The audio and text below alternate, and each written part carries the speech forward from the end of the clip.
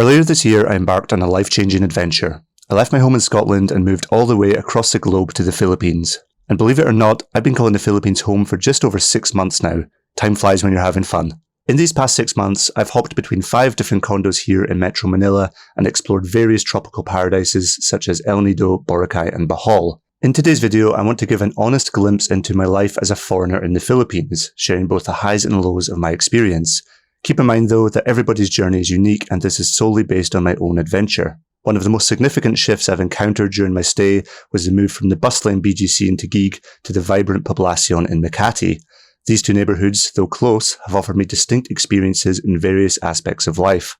Let's start with the heart and soul of this country, its people. No matter where I've roamed in the Philippines, I've been consistently welcomed by the warm, fun-loving nature of the Filipino people. Regardless of where I've been in the country, the vast majority of people here just seem to love life and are happy to help foreigners visiting their country. It's been amazingly consistent. Particularly since moving to Makati, what I found truly remarkable is the resolve and resourcefulness of the people here. Being born in the UK or the West in general, it's only really when we come abroad we properly realise just how good a hand we were dealt in life. Relatively, the same can't be said for a large number of people living in other parts of the world, including the Philippines. What I find amazing though is that regardless of people's situation and circumstances here, they always seem to get by and they do so with a smile on their face. I've met some wonderful people here that are living day to day in very difficult circumstances, but it's always a pleasure taking some time out to talk to them and hearing their stories, and I find their positivity and optimism infectious. It definitely puts me in a better mood. I have no doubt that if you're a foreigner visiting the Philippines, you'll love speaking to and engaging with the people of this beautiful country. Next, let's talk about the cost of living in the Philippines. My main takeaway so far is that it's nowhere near as cheap as people generally think. I certainly know I have friends back home who think I'm living like a king, but it's simply not true. To be fair, I've only lived in 2 of the more expensive areas of Metro Manila, so if I was willing to sacrifice in certain areas such as location, living conditions or quality of life, then yes, I could be living more affordably. And this is something I intend to explore in the future by moving away from Manila. But for now in Makati, a meal in a decent restaurant will set you back 8 to 10 British pounds, fast food will cost you around 4 to 6 pounds for a meal with fries and a drink, rent for a decent studio or 1-bedroom condo is around £350 to £500 per month, and your electric, water and Wi-Fi will easily add £100 onto that. A bottle of local beer will set you back around £2.20, but if you venture into mixers, these can be as high as £6 per drink. Of course, all these prices are ballpark, and again, you could choose to live more affordably if you wish to do so. For example, there are places in Makati where you can get a decent cafeteria-style meal for just £1.40, more on that later, or if you could live in the province, you could have significantly reduced costs. It's really up to you to decide your own budget and adjust your lifestyle accordingly. Next, let's talk about safety and security. Is the Philippines safe is one of the most common questions foreigners considering living here will have. Personally, I'm glad to say that in my 6 months here, I've not had any major issues. However, I would be hesitant to class it as safe. During my time here, it's fair to say that the upmarket BGC certainly felt safer than Makati. Whilst I've personally never felt unsafe in Makati, it is a more poverty-stricken area, and that comes hand in hand with petty crimes such as pickpocketing and theft.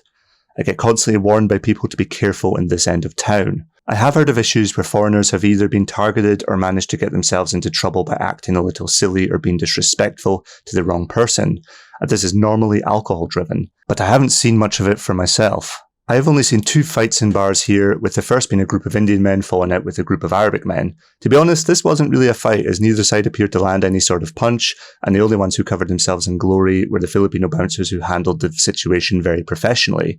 The other fight was a group of 4 British colleagues who had a disagreement amongst themselves. They sorted themselves out pretty quickly and left. For myself, I've found taking basic precautions that you would take travelling anywhere in the world very easy to do. Simply being pleasant to people has always been enough to stay out of trouble, and if I've ever found myself in a strange situation, I've just left it. There was one occasion a street salesman kept standing awkwardly close to me. I simply moved away every time he got near me, and I even crossed the street and he followed me to stand next to me again. So I just told him to get to France and he left immediately.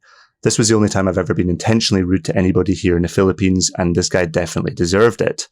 Overall, I can't say the Philippines is safe, but I can say it's very easy to stay out of trouble. The choice is yours.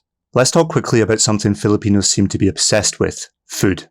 In both BGC and Makati, there's a wide range of cuisines available, so getting the food I've been craving has rarely been an issue, out with food and drink from Scotland such as haggis and iron brew. I'd be lying if I said Filipino cuisine is my favourite in the world, but my favourite Filipino dish to order is sinigang na baboy. This is a sour soup dish with pork and veggies. I've also become accustomed to visiting a small Filipino restaurant nearby because the food is delicious and very affordable. I normally order a spicy pork dish called Bicol Express. This restaurant is actually the front of the owner's house, so it's a pretty unique dining experience for a Westerner. This setup is locally called as a carinderia. I hope I pronounced that correctly. In carinderias, it's more of a canteen-style setup where all the food is already out and you just choose what you want. Food is not made to order, making it better value for money than a restaurant. There's lots of these in Makati, but I never noticed any in BGC. Lastly, it's worth noting that in my 6 months here, I've never had any food poisoning. Fingers crossed that continues. Overall, my journey in the Philippines continues to be a delightful experience. While there are occasional challenges, the warmth of the people, the stunning landscapes, and the vibrant community here far outweigh any of the cons. I hope this video was helpful for those considering a move to the Philippines, and if you're already in the Philippines, I hope you enjoyed my insights. If you did, please consider subscribing and leaving a comment below letting me know your thoughts on life in the Philippines. Until next time, maraming salamat at ingat po.